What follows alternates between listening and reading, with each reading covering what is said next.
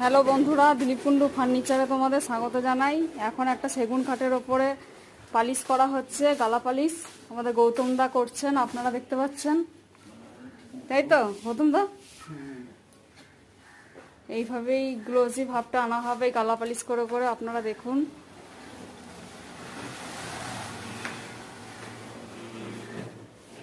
এটা একটা সেগুন খাট আছে, সেগুন খাটের ওপর করা হচ্ছে।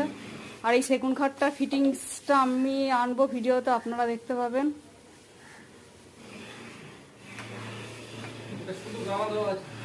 এটা শুধু গালা দেওয়া আছে, গালা পালিশ হচ্ছে।